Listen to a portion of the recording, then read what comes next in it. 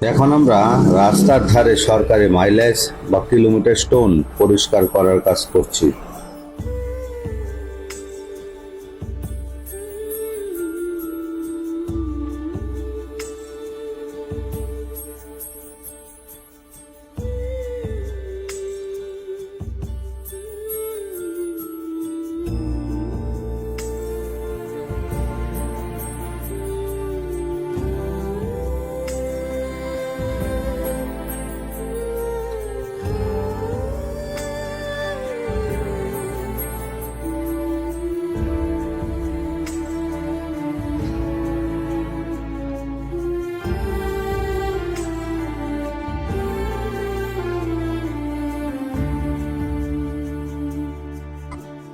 এখানে অনেক আগাছা জমে গিয়েছিল, যেগুলো আমাদের দেশের সৌন্দর্য নষ্ট করছে।